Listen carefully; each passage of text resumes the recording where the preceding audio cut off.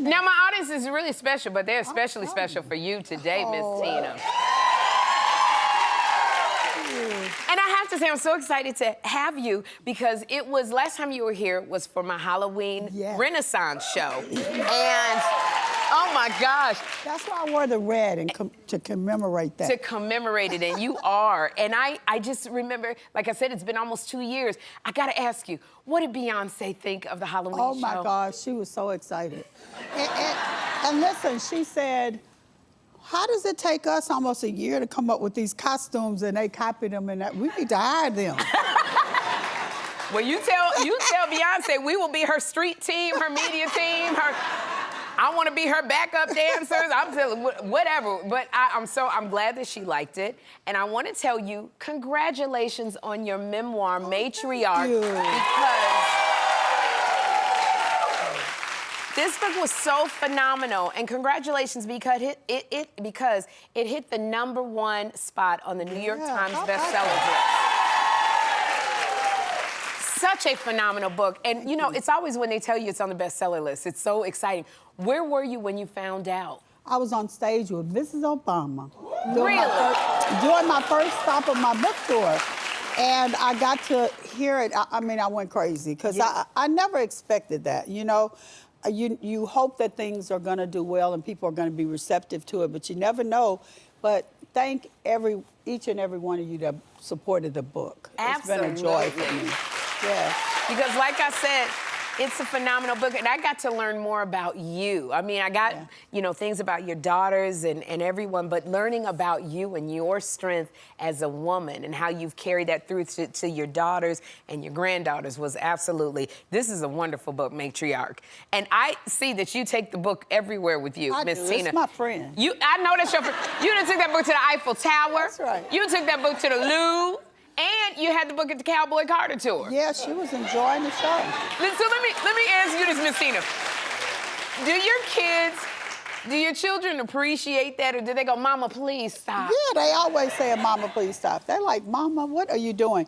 But you know, I took a page out of Sacred because B used to take the Sacred bottle and put little hats and stuff on it. So I was like, oh, I think I'm gonna try that. Yeah. You know, I'm always biting. Okay. Last night she had a rack of clothes and I was like, oh, I like this. And she was like, Mama, do not bite off of me. Because you know I do it all the time. Yes, because when you came out, you were wearing, was that a Beyonce? That was actually her. That was Beyonce's outfit yes. You took from the closet? Yes. Girl, you look good. Oh my gosh. Thank you. It's just like so many things. I just love you are getting your flowers. Now, Billboard actually named you Mother of the Year. Mother of the Year. So, Tina, can you really appreciate the success, the hand that you've had in the success of your children? I can. Yeah. I mean, I'm finally, you know, had the time to stop for a moment and writing the book and just people telling me and, you know, because my life has been such a whirlwind with just going from one thing to another, taking care of everybody. And it's nice to be able to accept a compliment finally. I've been working on it for a long time. It took me a long time to do that and be comfortable with it. But I'm 71 years old. It's time for me to get my flowers. Right? Wait. Hold up. You are, what is your age? 71. Baby! How many of y'all, we said squad goals, this right here. 71, oh my gosh, and you look amazing. Well, and the joy that exudes, that comes out is what makes you so beautiful. Well, thank you. But you know, I gotta tell you, on Cowboy Carter, your granddaughters, Blue Ivy and Rumi, they stole that show. That was their show. The Cowboy Carter tour.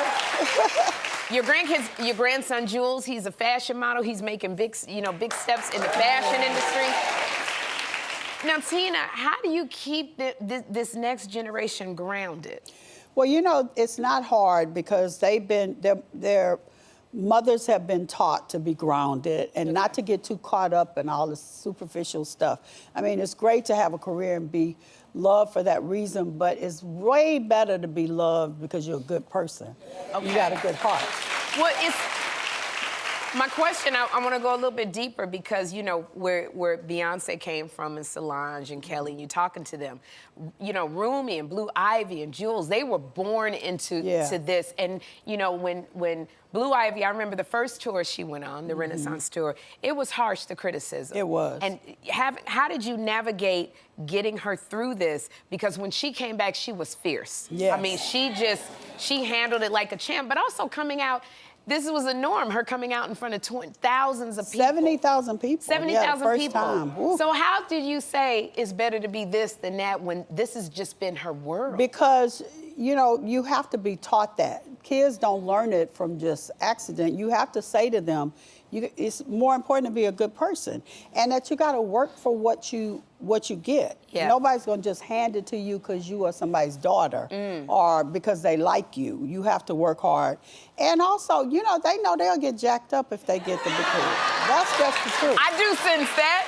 Yeah, not physically. Don't y'all start that. I mean, don't start this. They beat the kids up. No, but we got, yeah. But we'll, you know, their mothers set them straight, and don't let them get away with, you know, that entitlement.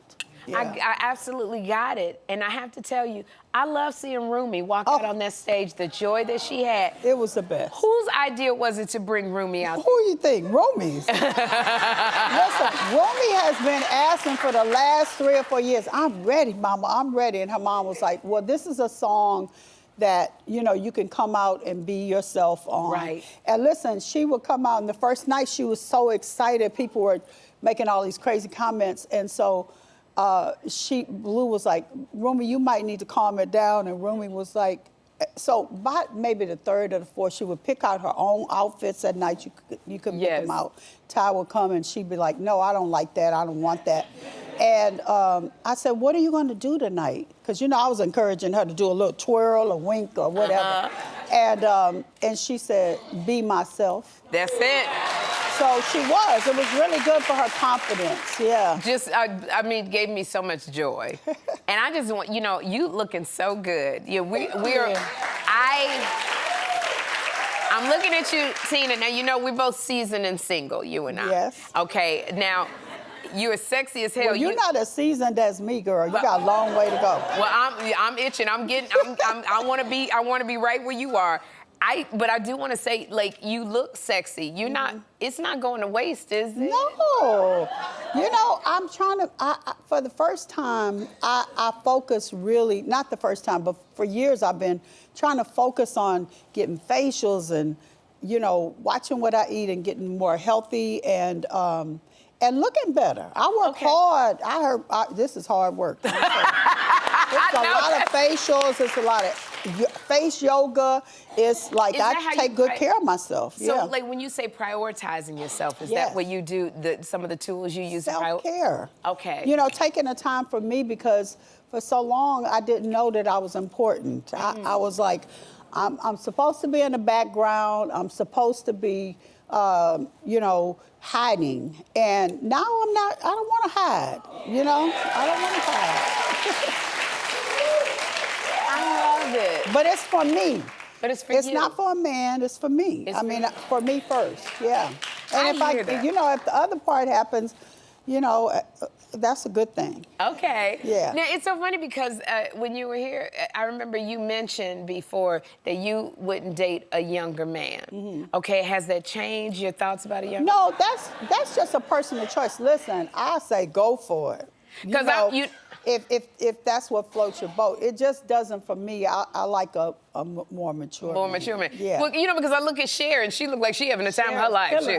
Miss Sherri. Listen, I will adore her from afar, and you know, but it's just not for me. But listen, I don't knock it. I think it's amazing. Well, you know, it's like I really don't want a younger man because I don't want to traumatize him, Tina. I don't want to walk.